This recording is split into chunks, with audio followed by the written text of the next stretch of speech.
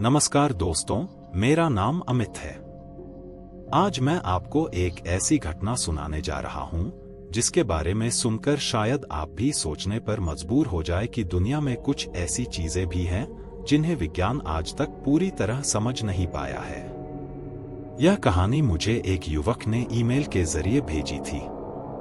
उसने दावा किया कि यह घटना उसके साथ सच में घटी थी।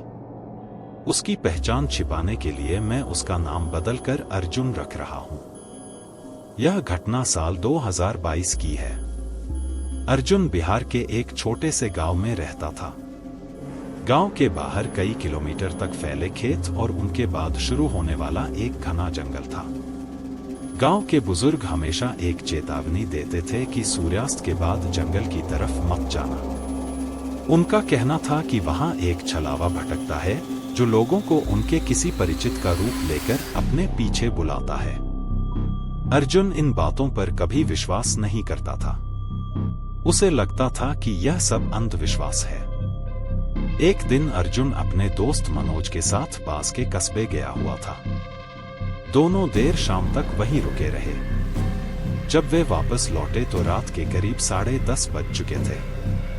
गांव पहुंचने से पहले मनोज अपने घर की तरफ मुड़ गया और अर्जुन अकेला रास्ते पर आगे बढ़ने लगा। रात काफी शांत थी। हवा भी लगभग बंद थी। तभी पीछे से किसी ने पुकारा, अर्जुन। आवाज बिल्कुल मनोज की थी। अर्जुन पीछे मुड़ा लेकिन वहां कोई नहीं था। उसने सोचा शायद उसे भ्रम हुआ होगा। वह आगे बढ़ने लगा। कुछ सेकंड बाद फिर वही आवाज आई, अर्जुन इधर आ। इस बार आवाज खेतों की तरफ से आ रही थी।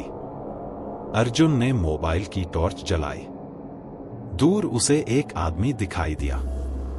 वह मनोज जैसा लग रहा था, लेकिन एक अजीब बात थी। वह आदमी बिल्कुल स्थिर खड़ा था, न हिल रहा था, न कुछ बोल रहा था, बस अर्जुन को देख रहा था। फिर उसने धीरे धीरे हाथ उठाकर अर्जुन को अपनी तरफ बुलाया। अर्जुन के शरीर में एक अजीब सी बेचैनी होने लगी। वह कुछ कदम उसकी तरफ बढ़ा, लेकिन तभी उसे अपनी दादी की बात याद आई। उन्होंने कहा था कि अगर रात में कोई दूर से बुलाए तो उसके पास कभी मत जाना। अर्जुन रुक गया। उसने जोर से कहा, मनोज। कोई जवाब नहीं। उसने फिर आवाज लगाई, मनोज। फिर भी कोई जवाब नहीं। तीसरी बार पुकारते ही सामने खड़ी आकृति अचानक मुड़ी और खेतों के अंदर चली गई। कुछ ही सेकंड में वह अंधेरे में गायब हो गई। अर्जुन घबराकर सीधे घर भाग आया। अगले दिन उसने मनोज को पूरी बात बताई।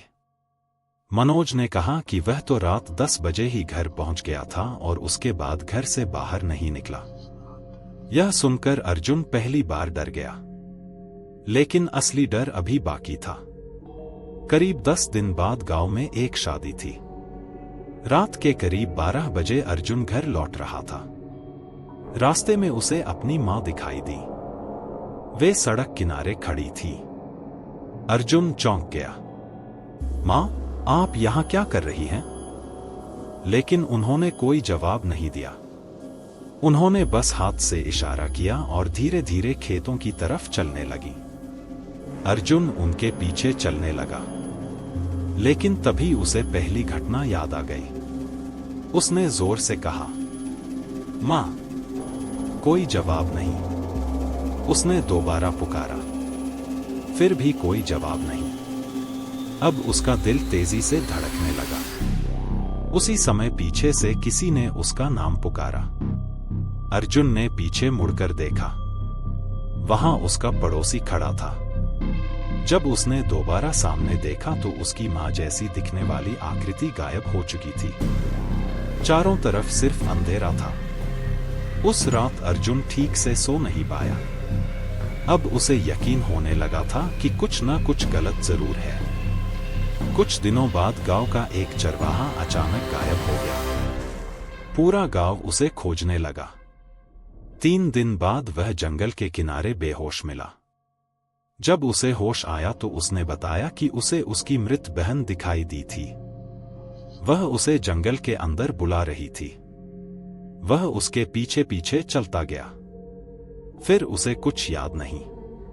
इस घटना के बाद पूरे गांव में दहशत फैल गई। लेकिन अर्जुन की जिंदगी का सबसे डरावना दिन अभी आना बाकी था। एक रात करीब 2 बजे उसकी आंख खुल गई।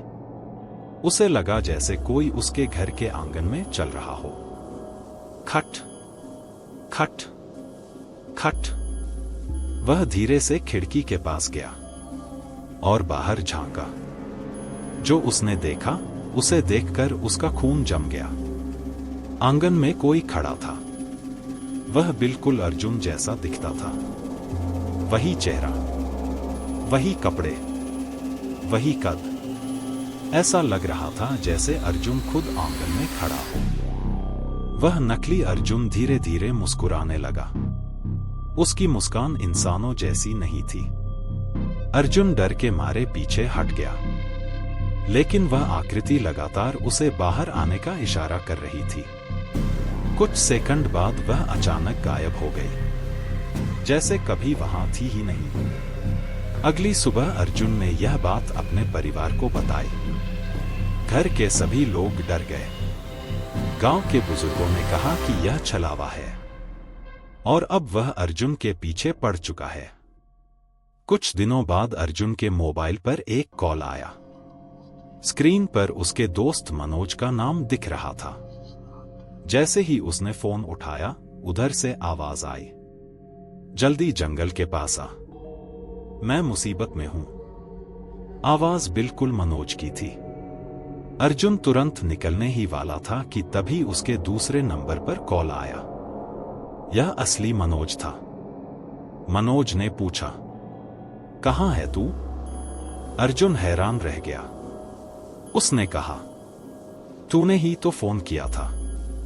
मनोज ने जवाब दिया, मैंने कोई फोन नहीं किया। अर्जुन के हाथ कांपने लगे।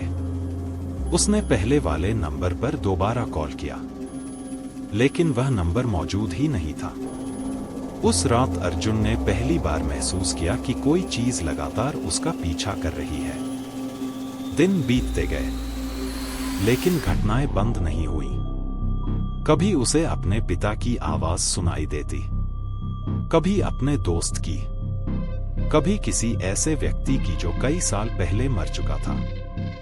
हर बार आवाज उसे गांव से दूर सुनसान जगहों पर बुलाती। लेकिन अब वह समझ चुका था कि यह इंसान नहीं है। एक रात गांव के कुछ बुजुर्गों ने जंगल के पास विशेष पूजा रखी। गांव के लगभग सभी लोग वहां मौजूद थे। पूजा शुरू हुई। मंत्रों की आवाज पूरे इलाके में गूंजने लगी। तभी अचानक तेज हवा चलने लगी। आसमान में बादल छा गए। कुछ लोगों ने दावा किया कि उन्होंने जंगल के किनारे कई परछाइयां देखी। उनमें से एक परछाई बिल्कुल अर्जुन जैसी थी, लेकिन किसी ने कुछ नहीं कहा। पूजा पूरी होने के बाद धीरे धीरे घटनाएं कम होने लगीं। आवाजें बंद हो गईं। अजीब आकृतियां दिखनी बंद हो गईं। सब कुछ सामान्य होने लगा। लेकिन आज भी अर्जुन कहता है कि कुछ रातों में उसे दूर से कोई आवाज सुनाई देती है, अर्जुन इधर आ। वह कभी पीछे मुड़कर नहीं देखता, क्योंकि उसे पता है